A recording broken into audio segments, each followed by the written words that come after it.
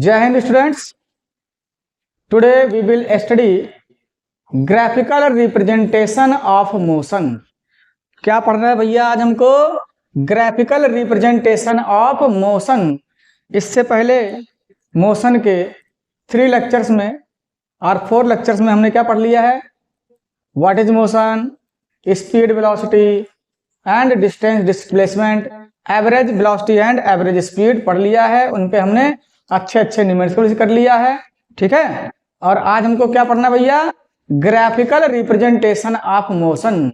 Means हम motion को graph के हेल्प से कैसे रिप्रेजेंट करें, ठीक है। और ग्राफ हमारे रिप्रेजेंटेशन को और किसी भी मोशन को स्टडी करने को क्या कर देता है? बड़ा इजी बना देता है। इसलिए हमें ग्राफिकल रिप्रेजेंटेशन ऑफ मोशन समझना है। इसलिए हमको ग्राफिकल रिप्रेजेंटेशन ऑफ मोशन पढ़ना है, समझना है बेटा। तो सबसे पहले हमें समझना होगा ग्राफ क्या होता है। What is a graph? Graph होता क्या है? तो आप देखिए, हमने आपको यहाँ बता रखा है। देखो बेटा, मैंने नोट इसलिए कर दिया कि आप लोग भी नोट बना लोगे। हो सकता है मेरे बोलने पर आप ना नोट कर पाओ, ठीक है। तो आप वीडियो पॉज करके पहले नोट्स लिख लेना, फिर वीडियो शुरू करना। तो देखते हैं बेटा, what is a graph? A graph is a line. Graph क्या होता है? A graph is a line and that line में बी स्ट्रेट लाइन और कर्व्ड लाइन। तो सबसे पहले दिमाग में रखो, कभी भी आप ग्राफ बनाओगे तो वो स्ट्रेट लाइन भी हो सकता है और कर्व्ड लाइन भी हो सकता है। फिर से पढ़ते हैं हम उसको, फिर से बोलते हैं बेटा, ग्राफ क्या होता है? A graph is a line, it may be straight और कर्व्ड, ठीक है। तो a graph is a line that क्या करता है वो? That shows a relation between 2 variable quantities. अब क्वांटिटीज तो आपने पढ़ा ही होगा यार फिजिक्स में, है ना। फिजिकल क्वांटिटीज जैसे डिस्टेंस, टाइम, डिस्प्लेसमेंट, वेलोसिटी। तो भी भैया ग्राफ क्या करता है? किसी भी 2 वेरिएबल मींस जो वेरी करते हो, चेंज होते रहते हैं। तो यार वेलोसिटी भी वेरी होती है, डिस्प्लेसमेंट चेंज होता रहता है, ठीक है। पढ़ चुके हैं सब। फिर से देखो आप, ग्राफ क्या है? A graph is a line that shows the relation between 2 variable quantities. और कैसे? बोलो। अब देखो, उनके बीच में रिलेशन शो कर रहा है। इसका मतलब वो हमको बता रहा है कि एक वेरिएबल और दूसरे वेरिएबल में रिलेशन क्या है। मतलब और क्लियरली समझें कि एक वेरिएबल को अगर हम चेंज करेंगे तो दूसरे वेरिएबल में क्या चेंज आएगा? आएगा कि नहीं आएगा? और आज जरूर आएगा। अगर ऐसा नहीं तो उसके बीच में ग्राफ ड्रा ही नहीं कर पाएंगे, ठीक है। एक वेरिएबल और दूसरे वेरिएबल का रिलेशन शो करने के लिए हम ग्राफ तभी ड्रा कर सकते हैं जब ये वाला वेरिएबल इस पे डिपेंड कर रहा हो या ये वाला वेरिएबल इस पे डिपेंड कर रहा हो। बेटा, दोनों में से एक डिपेंड करने वाला हो, दोनों वेरी होंगे, दोनों चेंज होंगे और दोनों में से कोई एक दूसरे पर डिपेंड करेगा। मतलब अगर हम इसको चेंज करें तो इसमें भी चेंज आए, इसमें चेंज लाएं तो इसमें भी चेंज आए। हो सकता है इसको इंक्रीज करें तो डिक्रीज हो जाए, या हो सकता है इसके इंक्रीज के साथ दूसरा वाला भी इंक्रीज हो जाए, वो अलग की बात है। बट बेटा, दोनों वेरिएबल क्या होने चाहिए? क्या उनमें रिलेशन? पहली बात तो जरूरी क्या है कि दोनों एक दूसरे से रिलेटेड हो, रिलेशन हो कोई ना कोई, एक के चेंज के साथ दूसरा भी चेंज होता हो। जैसे अगर कोई बॉडी मूव कर रही है, कोई बॉडी मूव कर रही है और हमने टाइम देखा, टाइम चेंज हो रहा है, तो उसका डिस्प्लेसमेंट भी चेंज हो रहा हो। तो टाइम चेंज के साथ अगर डिस्प्लेसमेंट में चेंज आ रहा है तब हम टाइम और डिस्प्लेसमेंट के बीच में एक ग्राफ ड्रॉ कर सकते हैं, ठीक है। तो आते हैं इधर बेटा, ध्यान से सुनिए। अब यहां हमको ये बताना है, ठीक है। हाँ यार, ये सब बता दिए हम, नोट कर लो, समझा दे रहे हैं आपको, ठीक है। ठीक, उसके बाद ये देखिए, ऑलवेज जरूरी ये है, आपको हमने क्या बताया? जिन दो वेरिएबल के बीच में हमको ग्राफ ड्रा करना होगा, उनमें से एक क्या होगा? इंडिपेंडेंट और दूसरा डिपेंडेंट होगा। याद रखना, एक होगा इंडिपेंडेंट, दूसरा होगा डिपेंडेंट। इंडिपेंडेंट क्या होगा? किसको कहेंगे इंडिपेंडेंट? समझो जरा। ऐसी क्वांटिटी, ऐसी फिजिकल क्वांटिटी जो दूसरे पर डिपेंड ना करे, दूसरे में चेंज आए चाहे ना आए, इससे उसको फर्क ना हो, वो होगा इंडिपेंडेंट। For example time. तो टाइम को आप हमेशा इंडिपेंडेंट क्वांटिटी कंसीडर करोगे। टाइम क्या है? इंडिपेंडेंट क्वांटिटी है। कैसे? क्या टाइम हम मोशन करें या ना करें, है हमारा डिस्प्लेसमेंट हो या ना हम यहीं खड़े रहें, क्या टाइम रुकी रहेगी हमारे लिए? अगर हम खड़े रहें, मोशन नहीं कर रहे हैं, तो क्या टाइम भी मूव नहीं करेगा, टाइम आगे नहीं बढ़ेगा? बढ़ेगा बेटा। हाँ, ये हो सकता है कि अगर टाइम रुक जाए तो सब रुक जाएगा। टाइम रुक गया तो सब रुक जाएगा बेटा। टाइम में चेंज नहीं तो फिर किसी क्वांटिटी में चेंज होने वाला नहीं है। तो अदर क्वांटिटीज क्या हैं? टाइम के रेस्पेक्ट में अदर क्वांटिटीज क्या हैं? डिपेंडेंट हैं। वो टाइम के सहारे हैं, टाइम के भरोसे हैं। टाइम चेंज होता है तो उनमें चेंज आता है, लेकिन टाइम किसी के सहारे, किसी भरोसे नहीं रहता है। हम खड़े रहें, दौड़ रहे हो, कुछ कर रहे हो, लेकिन टाइम चलता ही रहेगा, टाइम रुकेगा नहीं।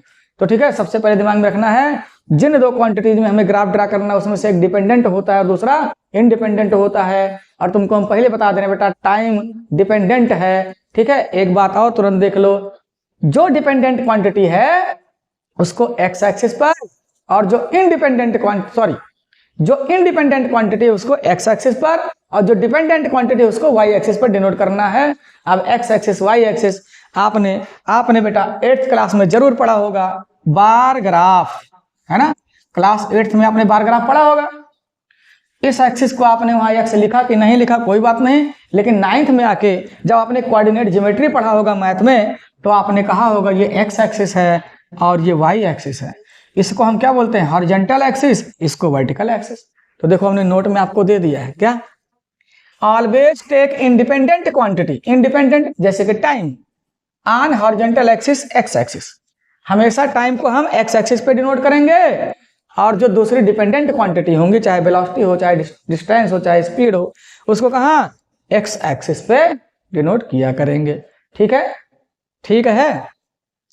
तो भैया और देखो ये क्या बताया है, ग्राफ इंपॉर्टेंट क्यों है? ग्राफ हमारे लिए इंपॉर्टेंट क्यों है?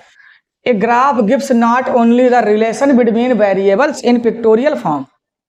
ग्राफ केवल हमको दो वेरिएबल्स में पिक्टोरियल मतलब पिक्चर के फॉर्म में सिर्फ हमको रिलेशन नहीं बताता है, बल्कि वो क्या करता है, बल्कि उस पिक्चर को, उस ग्राफ को देखकर हम मोशन के नेचर को ऑब्जर्व कर सकते हैं, समझ सकते हैं कि मोशन कैसा है। टाइप्स ऑफ मोशन देख लिया ना आपने, कैसा? Uniform, non uniform. नहीं देखा तो इसके पिछले वाला मोशन 4 जरूर देखिए पहले।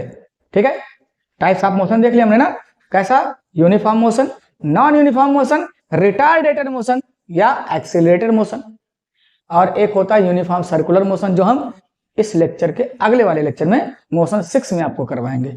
ठीक है, तो भैया ग्राफ क्यों जरूरी है, ग्राफ को समझना क्यों जरूरी है? जो फिजिसिस्ट थे उन्होंने ग्राफ का यूज करना क्यों शुरू किया, ग्राफ से हमको इंट्रोड्यूस क्यों करवाया? वो सिर्फ इसलिए क्योंकि ये आपको पहले से पता होगा, आप कोई चीज बुक में खुद रीड करके लर्न करते हो उतने अच्छे से लर्न नहीं होता है ना? उतने अच्छे से लर्न नहीं होता है। और लेकिन अगर वही चीज आपको कोई नरेट कर दे, सुना दे, जैसे कहानी सुनाते हैं दादा दादी, याद हो जाता है? फिल्मों का गाना सुनते हो याद हो जाता है, बहुत अच्छे। अच्छा, एक बात और, रीड करने वाला ज्यादा दिमाग में नहीं रुकता है, कोई सुन लो कहीं से तो ज्यादा देर तक रहता है, अगर उसको आप विजुअलाइज कर लो, देख लो, तो ज्यादा देर तक दिमाग में परसिस्ट करता है, रहता है वो बात। तो इसीलिए ग्राफ कैसा है? पिक्टोरियल फॉर्म है, इसको हम देख सकते हैं, विजुअलाइज कर सकते हैं, तो इसलिए ज्यादा समझ में आता है यार। पहले ग्राफ में बच्चे डरते हैं, लेकिन अगर आप, गारंटी लेता हूं, ईमानदारी से आज का लेक्चर अगर आप देख लोगे, समझ लोगे, तो ग्राफ में डरोगे नहीं, और फिजिक्स आपके लिए हो जाएगा, मोशन वाला चैप्टर आपके लिए क्या हो जाएगा? एकदम इजी। ठीक है, आओ तो हम जरा ग्राफ को समझते हैं, ग्राफ को समझने की कोशिश करते हैं। देखो पहले हम आपको यहां से सिखाते हैं, मान लेते हैं इस ट्रैक पर ये हमारा कल्लुआ है। ठीक है, ये कल्लुआ है यार। कल्लुआ जब हम आए तुम्हारे फिजिक्स में, तब कल्लुआ को भी घर में बंद कर देते हैं। ठीक, अब यहां देखे बेटा, हम कोई दो पॉइंट लेते हैं, पहले तुमको हम ज्योमेट्री से सिखाएं। दो पॉइंट लेते हैं, एक पॉइंट है ये, इसका हम कोऑर्डिनेट ज्योमेट्री में इतना पढ़े हो ना आप, एक्स कोऑर्डिनेट अगर लाना है तो एक्स एक्सिस को जहां काटेगा, मान लीजिए x1 था, तो इसका x कोऑर्डिनेट हो गया x1, और इसका y कोऑर्डिनेट क्या आएगा? y कोऑर्डिनेट क्या आएगा इसका? y को कहीं काटेगा y1, तो इसका y कोऑर्डिनेट हो गया y1। एक पॉइंट हम मान लें हमारे पास यहाँ कहीं और है। ठीक है, तो इसका x क्या होगा? मान लिया यहाँ ये x2 है। यार क्वेश्चन में तुम्हें कोई नंबर मिलेगा, टेंशन मतलब। और y को यहाँ कट करेगा, कहाँ कहाँ कहाँ, यहाँ मान लिया y2 है, तो इसके कोऑर्डिनेट क्या आ गए, x2 and y2, x2 and y2। तो ग्राफ क्या बना हमारा, ए भाई इसको थोड़ा पीछे कर दे, ग्राफ तुमको दिखे अच्छे से, नो नो नो, अच्छे से भाई, सुंदर वाला, सुंदर डायग्राम। ए भाई देखो, अगर थोड़ा काला है तो सुंदर कहाँ से होगा। चलो इसको सुंदर बनाने की जिम्मेदारी आप लोग है, फेयर एंड लवली या फेयर एंड हैंडसम लगा देना इसको, ठीक। देखिए बेटा, इसके लिए हमने क्या लिया था, x1 and y1, x1 and y1। अब देखो ये हमारा ग्राफ है, ये रेड वाला जो है ये ग्राफ है किसका, x वर्सेस y का ग्राफ। देखो फिजिक्स में x y तो होगा नहीं, लेकिन पहले मैं यहीं से समझा रहे आपको, x axis versus y axis का ये क्या है, ग्राफ है, ठीक है। तो इस ग्राफ से जुड़ी हुई हमें क्या समझना चीज, इससे जुड़ी सिर्फ दो बातें सीखनी है, दो बातें सीखनी बेटा, सिर्फ दो बातें, सिर्फ दो बातें। देखो इसको हम बोलते हैं ना basics, basics of a graph. Basics of a graph में हमें सिर्फ दो चीजें देखनी है, क्या, पहला slope of a graph, slope of a graph देखना चाहिए, और दूसरा एरिया, एरिया अंडर ग्राफ। यही दो चीजें हमको समझनी है, क्या, slope of a graph and area under a graph. यही दो चीजें हमें समझनी होती है किसी ग्राफ को। अगर आपने ग्राफ को देख के उसका स्लोप निकालना सीख लिया और एरिया अंडर ग्राफ निकालना सीख लिया तो बस ग्राफ खत्म। और स्लोप क्यों निकालते हैं, एरिया अंडर ग्राफ हम क्यों निकालते हैं, उससे क्या मिलता है हम आगे आगे सीखेंगे, आगे बस सीखने वाले हैं, ठीक है। जरा देखें अब यार, स्लोप का मतलब क्या होगा, स्लोप का मतलब क्या होगा। देखो किसी ग्राफ का जो स्लोप होता है उसका मीनिंग क्या है। देखो बेटा, ये जो एक्स एक्सिस है ना, इसको हम आगे प्रोड्यूस कर सकते हैं, ठीक है, लाइन है। अब देखो इस ग्राफ को, ये जो हमारे पास ग्राफ है, सपोज हम इसको बोल दें पॉइंट ए से बी, इतना बड़ा ग्राफ है, इसका ना पीछे प्रोड्यूस करके लाना पड़ेगा, पीछे, यस ये यही। देख बेटा यहां तो कोई ना कोई एंगल बना ना, यार मैथ में क्या पढ़ा है, किसी लाइन को जरूरत के हिसाब से जितना चाहे प्रोड्यूस कर सकते हैं ना, चाहे इधर चाहे इधर। हम तुमको बता रहे हैं ग्राफ का स्लोप पहले समझो। देखो जब इसको आपने ऐसे प्रोड्यूस कर दिया तो इसने एक्स एक्सिस को कहीं ना कहीं काटा, तो यार जब कोई दो लाइन एक दूसरे को इंटरसेक्ट करती है तो वहां एंगल बनता है कि नहीं बनता है। यहाँ कोई एंगल बना कि नहीं बना, मान ले एंगल थीटा बना है, मान ले एंगल थीटा बना है, एंगल बना, ठीक है। तो बेटा यही थीटा हमें स्लोप बताएगा, यही थीटा हमें ग्राफ का स्लोप। और स्लोप मतलब क्या होता है, स्लोप का सीधा सीधा वर्ड मीनिंग अगर चेक करो तो क्या होता है, ढाल। क्या, ढाल। अगर ये ऐसे है तो ढाल है नहीं, ऐसे हो गया तो, अब देखो इतना ढाल कोई चीज रखेंगे इस पर तो लुढ़क जाएगी, क्यों, क्योंकि स्लोप लगा है, ढाल है। तो स्लोप का मतलब क्या हुआ, ढाल है। तो ये देख हार्जिन से कितना उठा है, इतना ढलान है, इतना ढलान है, यही है स्लोप, यही है स्लोप। लेकिन ये तो नॉर्मल वे में तुमको समझा दिया स्लोप, है ना। मैथमेटिकली, फिजिक्स की लैंग्वेज में मैथमेटिकली हम स्लोप निकालते कैसे हैं, किसी ग्राफ का स्लोप निकालते कैसे, उसको देख ले बेटा। स्लोप कैसे निकलता है, मैथमेटिकली स्लोप का मीनिंग क्या है, स्लोप क्या होता है, बोल बाबू। है देखो, slope is the tan of theta. tan समझाएंगे, टेंशन मत, अभी समझो, जो बताने उसको देखो, tan क्या होता है समझाएंगे जरूर। देखो स्लोप, किसी ग्राफ का स्लोप है क्या, tan ऑफ थीटा। ये थीटा, थीटा क्या है अभी बताते हैं, पहले देखो स्लोप क्या होता है, slope is the tan of theta, ठीक है। बस यही है स्लोप। अब आपको बता दें थीटा क्या है, थीटा तुमको दिख रहा होगा, थीटा दिख रहा है मेरा बेटा, क्या है थीटा, थीटा एंगल है। कहां है वो angle, theta is the angle between, कहां बना होना चाहिए, बिटवीन द ग्राफ, जिस ग्राफ को हमें ऑब्जर्व करना है उस ग्राफ और किसके बीच में, पॉजिटिव एक्स एक्सिस के बीच में होना चाहिए, पॉजिटिव एक्स एक्सिस। सबसे पहले देखो थीटा कहां होगा, एंगल कौन सा लेना होगा, कौन सा एंगल लेना होगा, उस ग्राफ और पॉजिटिव एक्स एक्सिस के बीच में जो एंगल होगा उसी को हम थीटा लेंगे। अब यहां तुमको कंफ्यूजन आएगी, पक्का कंफ्यूजन। अगर आपने कोऑर्डिनेट ज्योमेट्री पढ़ा है तो कोऑर्डिनेट ज्योमेट्री में क्या पढ़ा होगा? अगर हमने कह दिया ये एक्स एक्सिस ये वाई एक्सिस, आपको पता होगा इधर पॉजिटिव होता है इधर नेगेटिव होता है एक्स में, है ना। और हम क्या लिख रहे हैं, पॉजिटिव एक्स एक्सिस से एंगल होना चाहिए। तो आपको लगेगा ये इसको नीचे बढ़ाने पर ये ओरिजिन हो गया, इधर वाला पॉजिटिव हो गया, इधर तो हम निगेटिव की तरफ भाग गए हैं, तो एंगल कहाँ है, ग्राफ और निगेटिव एक्स एक्सिस के बीच में। ऐसे लग रहा होगा आपको, ऐसा लग रहा होगा, लेकिन ऐसा नहीं है। समझो हम क्या कहना चाहते हैं। हम कहना चाहते हैं आपसे, अगर हमारा ये एक्स एक्सिस है, अगर हमारा ये एक्स एक्सिस है तो आपको पता ही होगा यार, इधर पॉजिटिव होता है लेफ्ट में नेगेटिव होता है, ठीक है। और हम मान लें कि हमारा ये आ गया है ग्राफ, ये आ गया है बेटा ग्राफ, ये आ गया है ग्राफ। तो एंगल, अगर आप देखो ध्यान समझो, पॉजिटिव एक्स एक्सिस का मतलब क्या है? पॉजिटिव इधर है ना, इधर से अगर आपने एंगल उठाया है तो यही वाला एंगल आपको लेना है। यहां एंगल इधर से भी तो आ सकता है, ये वाला नहीं लेना है। समझ में आया? जो ग्राफ बना उसको इधर से लाओ, पॉजिटिव वाले से ले जाके मिलाओ, जो एंगल बनेगा वो एंगल लेना है। इधर वाले से एंगल, नेगेटिव साइड से एंगल नहीं लाके बनाना है। इसका मतलब समझ में आ गया? यहां आपको लग रहा था ना कि ग्राफ और नेगेटिव साइड पे है, ऐसे नहीं, ऐसे नहीं सोचना है। एंगल जो हम उठा रहे हैं कहां से उठा रहे हैं? इधर से ना, राइट साइड से, राइट से लेफ्ट ले जा रहे हैं। राइट में प्लस है ना, तो राइट से लेफ्ट ले जा रहे हैं। उस सेंटेंस का ये मीनिंग है। शायद क्लियर हो गया होगा।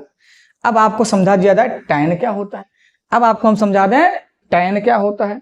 तो टैन यार ये भी मैथ का एक कॉन्सेप्ट है, और जो आपको कहाँ मिलेगा, क्लास 10th में मिलेगा। अरे भैया हमारा डस्टर खो गया यार, तुम तो नहीं चुराए भैया? कौन चुरा लिया यार? क्या करें, रुमाल से काम चलाएं? रुको पेज ले ले। कौन चुरा लिया यार डस्टर? ये हमारे क्लास में चोर कौन आ गया?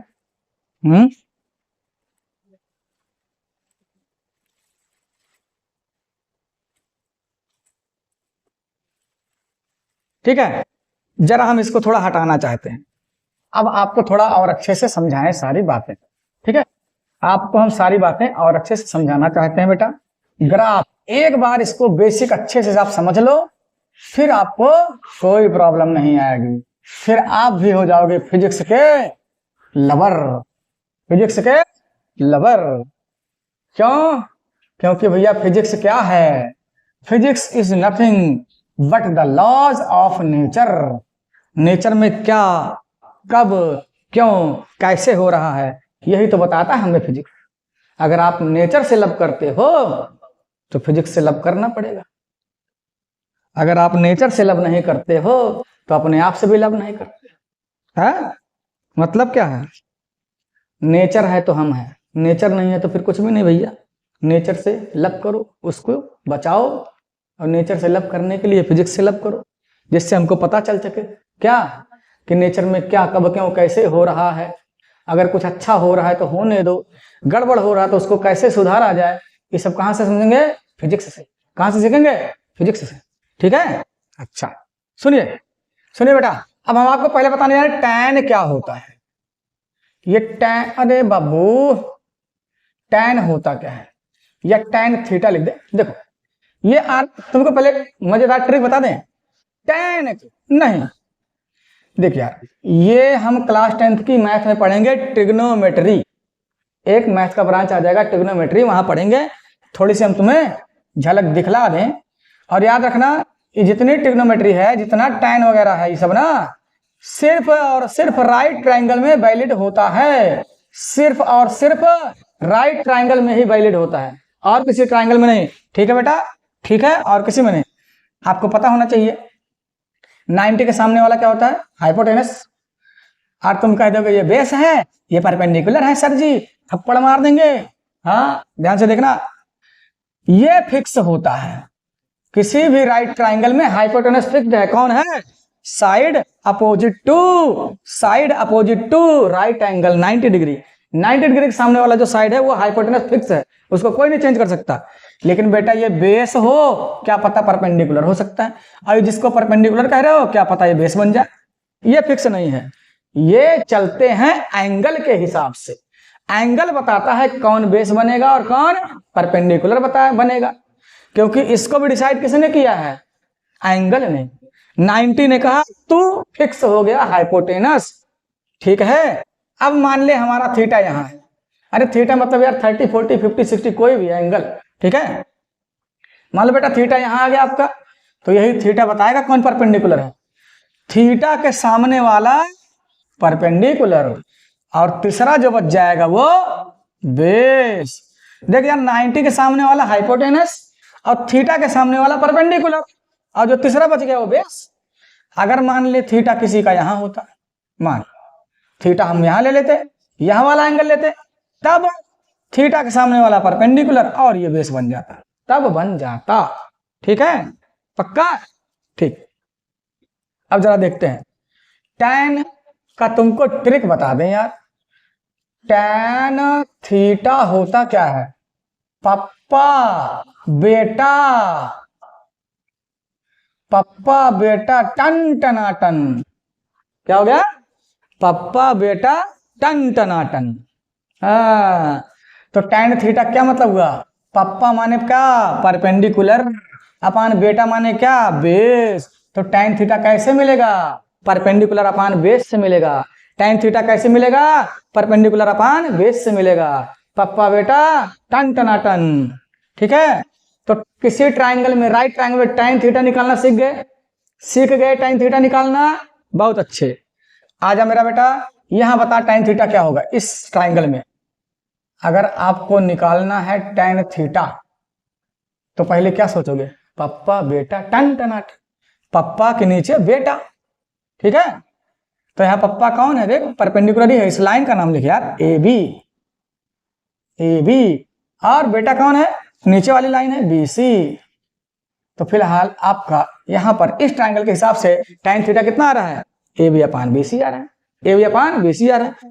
अगर क्वेश्चन में इसकी कुछ वैल्यू दी होती, सपोज यार इसको 4 सेंटीमीटर दिया होता, इसको 3 सेंटीमीटर दिया होता, तो अगली एक लाइन में हम क्या करते, इसको परपेंडिकुलर की बेस रख देते, ए बी की वैल्यू रख देते और बी सी की वैल्यू रख देते, तो tan थीटा कितना मिल जाता, 3/4 मिल जाता।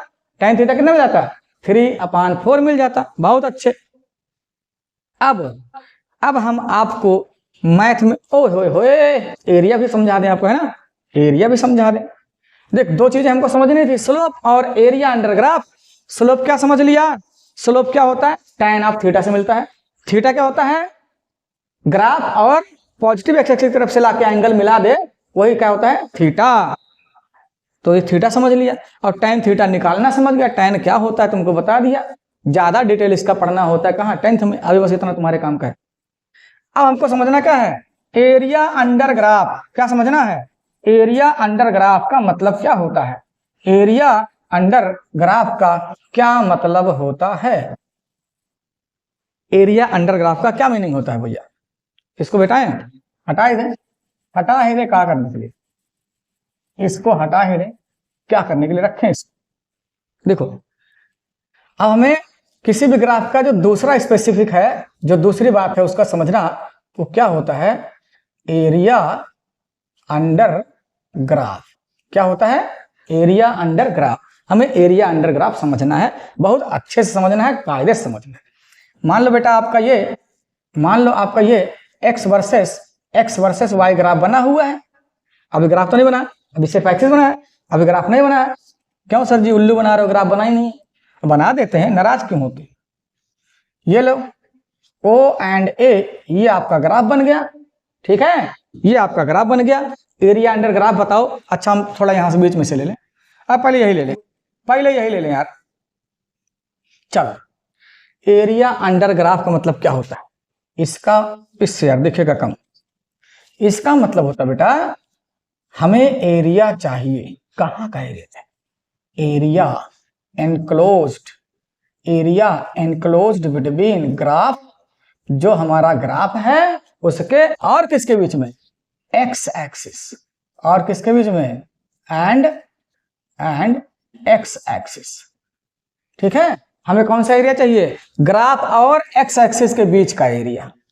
ठीक है, तो एक्स एक्सिस कहाँ तक? लंदन तक है। तो ग्राफ को अपने फिक्स करें, जो इसका एंड पॉइंट हो वहां से सीधा एक परपेंडिकुलर लाइए, एक्स पर मारिए। ठीक है, अब हमें क्या चाहिए? हमें इतना एरिया चाहिए। यही है बेटा, यही है आपका एरिया अंडर ग्राफ। यही क्या है? इसका एरिया निकाल दो। यही है आपका एरिया अंडर ग्राफ। ठीक है, तो ये एरिया तो कोई भी निकाल देगा, बच्चों वाला खेल हो गया है ना। यहां हम एरिया अंडर ग्राफ अगर निकालना चाहें तो कितना आएगा? राइट ट्राइंगल में एरिया का कैसे निकालते हो? बोलो। Half into base into height से। हाफ इंटू बेस किसको बनाओगे? राइट ट्राइंगल में यार देखो, जहां 90 लगा है ना, वहां से एक साइड इधर गई है, एक साइड इधर गई है। इसी में से चाहे जिसको परपेंडिकुलर बेस बना दो। एरिया जब निकालना हो तब, tan वाले में जब जाओगे तब सोचना रहेगा। बता दिए थे ना, यहाँ कोई सोचना नहीं। चलो, AC इंटू BC, इसको करके मिल जाएगा आपको एरिया अंडर ग्राफ। अच्छा, एक और बताएं। अगर मान लीजिए आपका x और y ऐसे हो, और ग्राफ मेरे बाबू, ग्राफ यहां से कहीं बिचवा में से शुरू हुआ। ठीक है, ग्राफ कहीं बीच में से शुरू हुआ, तो क्या करेंगे? तो ग्राफ के जो इनिशियल पॉइंट है वहां से एक परपेंडिकुलर लाओ x पर, और जो फाइनल पॉइंट है वहां से परपेंडिकुलर लाओ एक x पर। अब हमको कितना एरिया चाहिए? क्या चाहिए?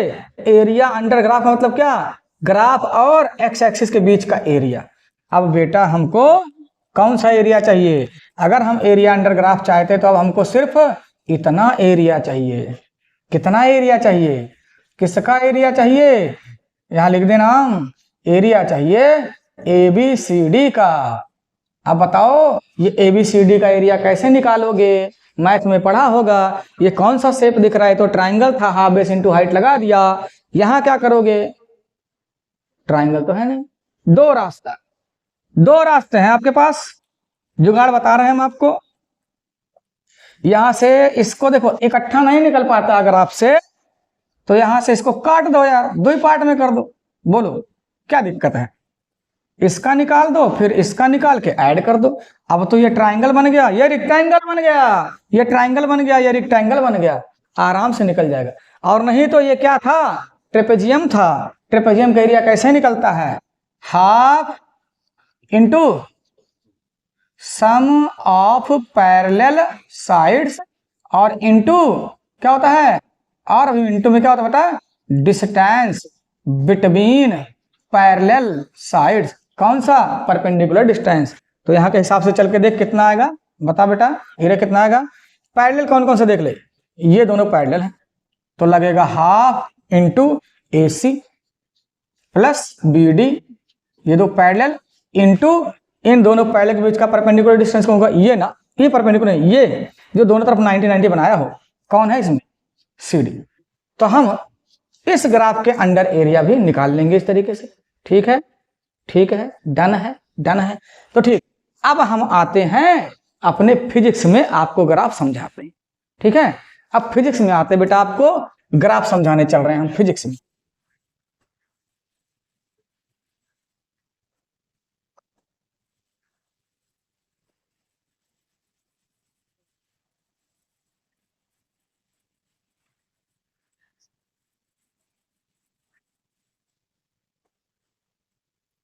देखिए बेटा, फिजिक्स में ना हमारे सिलेबस में 9th में 2 ही है ग्राफ, 11th में तो और मिलते हैं, लेकिन हमारे क्लास 9th में 2 ही ग्राफ है।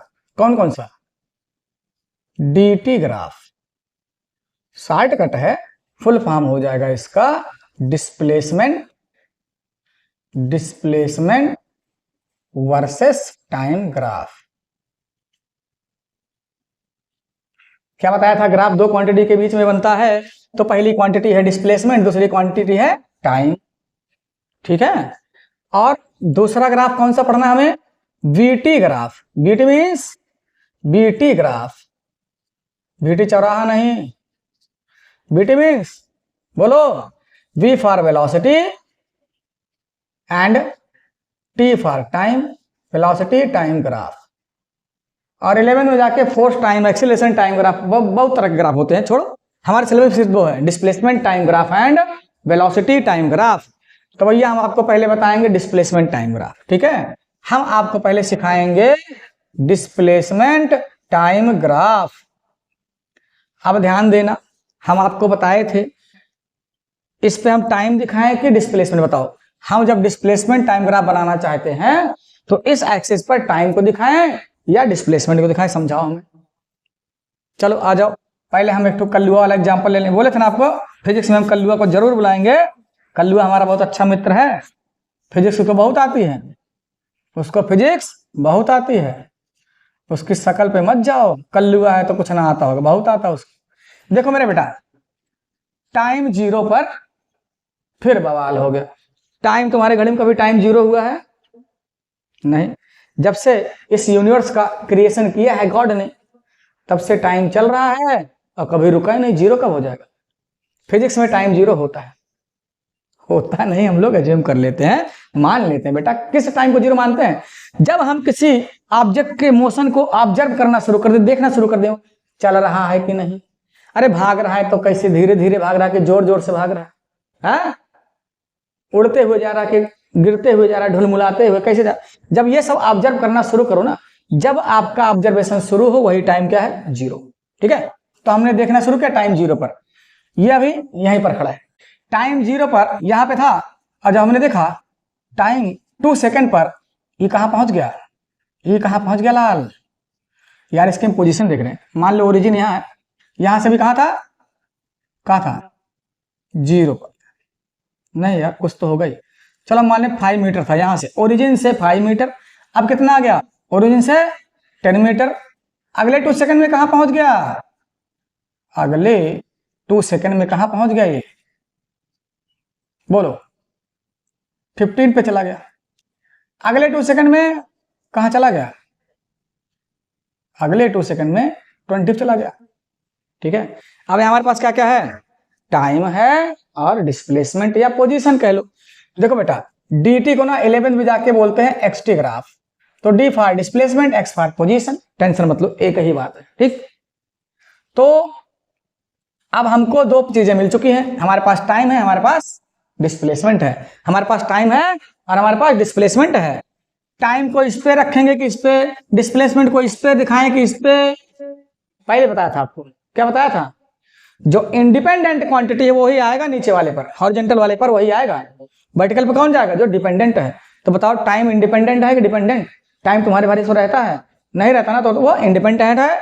टाइम को हम यहां दिखाएंगे और सॉरी हमारे पास डिस्प्लेसमेंट है यार, डिस्प्लेसमेंट को यहां दिखाएंगे। कोई बात नहीं, डिस्प्लेसमेंट को हम यहां दिखा देते हैं। ठीक, अब जरा ध्यान समझो। अब देखो यार, ओरिजिन पे तो 0 होता है, इधर भी ऊपर भी 0। अब उसके बाद हम 2 सेकंड का गैप ले लेते हैं, कोई बात नहीं।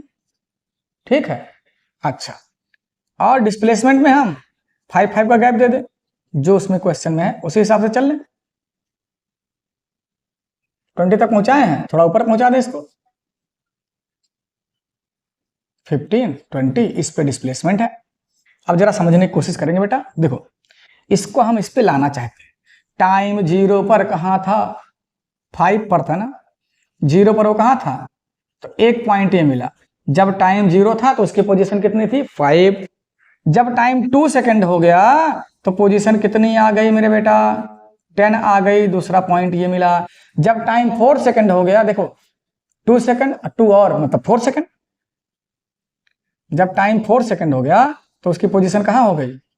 15 पर। और आफ्टर 6 सेकंड वो कहां पहुंच गया है? वो पहुंच गया है 20 पर। तो ग्राफ कैसे बनेगा? इन सभी पॉइंट को जोड़ दो। इन सभी पॉइंट को जोड़ दिया जाए तो बन जाएगा ग्राफ। बन गया ग्राफ, बन गया ग्राफ। कौन सा ग्राफ बना है? डिस्टेंस वर्सेस टाइम ग्राफ बना है। किसके लिए? इस बबुआ के लिए, कल्लुआ के लिए, जो भाग रहा था ना, उसके मोशन का ग्राफ बनाया हमने। उसके मोशन को समझने के लिए ग्राफ बना दिया है। कौन सा? Distance and time graph. Distance and time graph, उल्टा हो गया था ना, डिस्टेंस एंड टाइम ग्राफ। तो भैया हमें इसमें से क्या निकाल सकते हैं? बताओ, इसमें से हम लोग क्या निकाल सकते हैं? दो ही चीज बताई थी आपको, slope and area under graph. तो इसका हम स्लोप निकालने की कोशिश करते हैं। स्लोप कैसे बताए थे आपको, tan ऑफ थीटा से। और tan थीटा कैसे बताया था बेटा, tan थीटा क्या बताया था, पापा बेटा टन टनाटन। देख यहाँ पे अभी बवाल आएगा, तुझे थीटा दिखेगा नहीं, तो मेरे भैया क्या करते हैं, हम जहां इसका इनिशियल पॉइंट होता ना वहां से एक्स एक्सिस के पैरेलल लाइन ड्रॉ कर लेते हैं। अब यही जो है इसका थीटा है, यही इसका क्या है, यही इसका मेरा बेटा थीटा है। ठीक, अच्छा अब बताओ क्या रखते हैं इसमें, नाम दे दें इनको हम, चलो नाम दे देते हैं ए बी सी। ठीक है, आ जाओ। tan थीटा क्या बताया था, पप्पा अपान बेटा, तो पप्पा कौन होगा, थीटा के सामने वाला BC,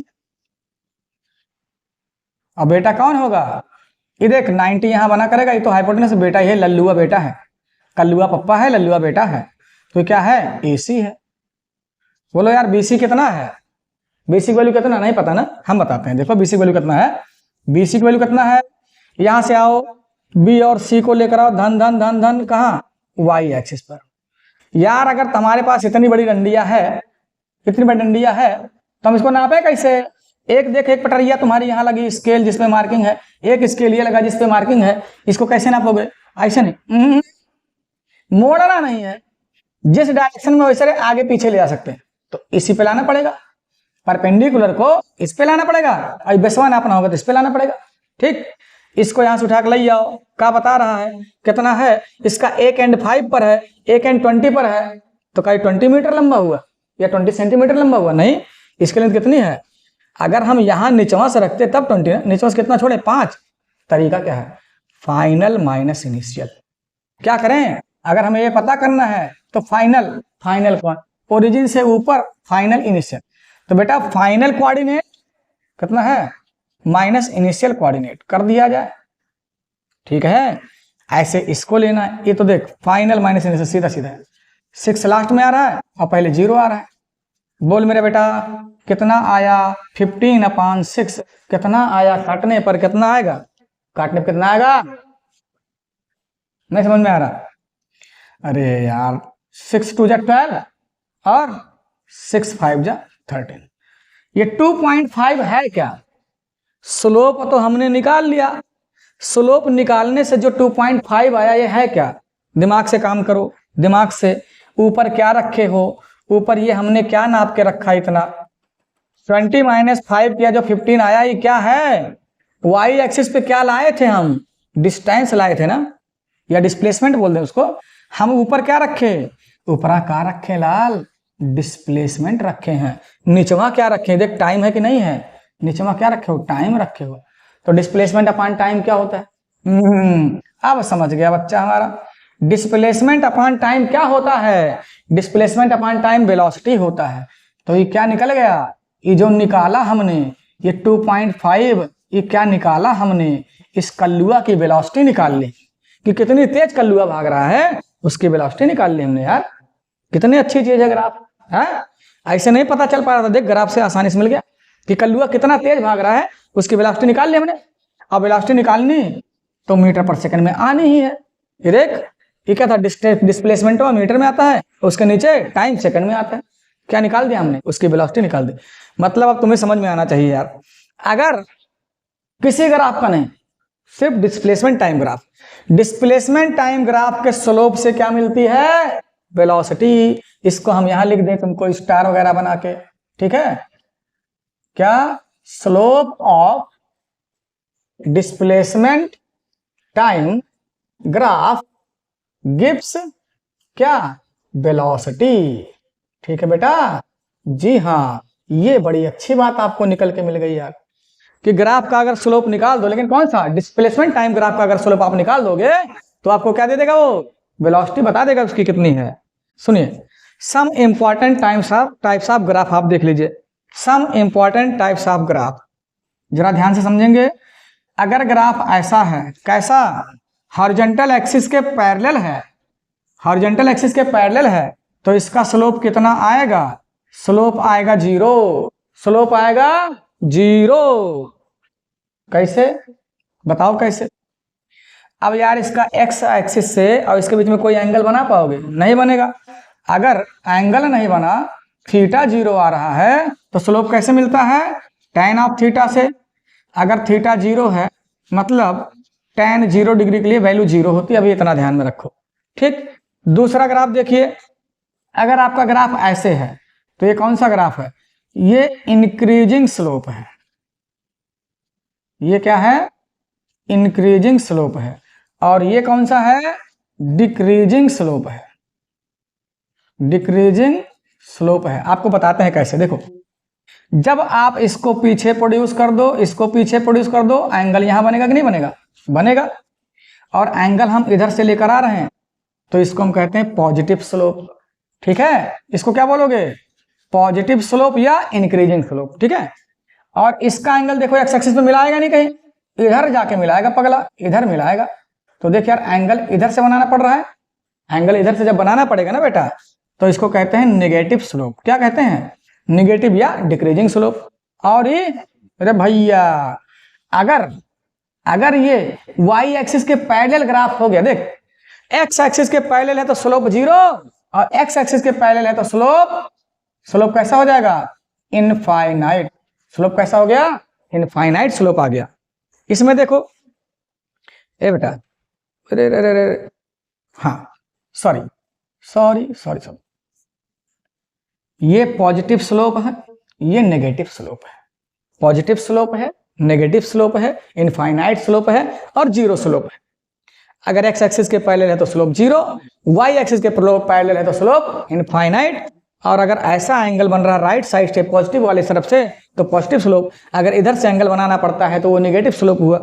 और आपको बताए थे ग्राफ जो है कर्व्ड भी होते हैं और स्ट्रेट भी होते हैं। अगर ऐसे हुआ या ऐसे हुआ, अब तुमको हम कटोरा लेकर आए तब समझाएं। देखो, ये कैसे है? ये देखो, कटोरा ऐसे है, उसमें नहीं, इसको कटोरा बनाओगे। अगर हम इसको कटोरा बनाना चाहे, कंप्लीट करें, तो कैसे हुआ? ऐसा हो गया ना। अब इसका कटोरा इधर से कुछ कंप्लीट होगा ऐसे, है ना? तो आप इसमें पानी लेकर रख सकते हो, किसमें? इसमें तो यार जौन भरे हो ना, वो गिर जाएगा। तो गिर गया मतलब क्या हुआ? डिक्रीज हो गया। गिर गया मतलब डिक्रीज हो गया। तो ये गधा क्या है? डिक्रीजिंग स्लोप है। इसमें पानी भरते जाओ भरते जाओ। ये कौन सा है? इंक्रीजिंग स्लोप है। कौन सा है? इंक्रीजिंग स्लोप है। और यहाँ दो स्लोप का मिक्सचर फिलहाल 9th में नहीं आता है। इतना आपको क्या बता रहा है? कटोरा इधर बनाएगा। ये वाला पोर्शन क्या बता रहा है? ये वाला बता रहा है इंक्रीजिंग स्लोप। और सीधा वाला क्या बताता है आपको? सीधा वाला क्या बताता है? देखो, इधर है ना पॉजिटिव स्लोप, पॉजिटिव। पहले देख लो, फिर से देख। अगर लाइन ऐसी है, ऐसी, तो स्लोप कैसा है? पॉजिटिव। अगर ग्राफ ऐसा बना, सॉरी ऐसा बना, ऐसा, तो कौन सा हुआ? Negative slope. और समझाए ना? एक तुम्हें और बता दें इसके लिए। देखो, स्लोप देख के बता दो पॉजिटिव होगा कि नेगेटिव है। देख मेरा बेटा, देख, ये तुम्हारा एक्स एक्सिस, ये ऊपर वाला, चलो एक्स वाई छोड़ो, हॉरिजॉन्टल है, vertical axis, horizontal and vertical axis. अगर ये किधर जा रहा है? वाई की तरफ झुकेगा। अगर ये वाई की तरफ झुक रहा है, ऊपर वाला हिस्सा, ऊपर वाले से देखना, नीचे वाले से नहीं। अगर ऊपर वाला हिस्सा वाई की तरफ जा रहा है तो नेगेटिव। अगर ऊपर वाला हिस्सा वाई से दूर भाग रहा है तो पॉजिटिव। ऊपर वाला हिस्सा पहले 90 खड़ा कर लो, 90 पे हो रहा, स्लोप इनफाइनाइट। अगर ये इधर भागा, इधर गया तो नेगेटिव, उधर गया तो पॉजिटिव। ठीक, बाकी अगले लेक्चर।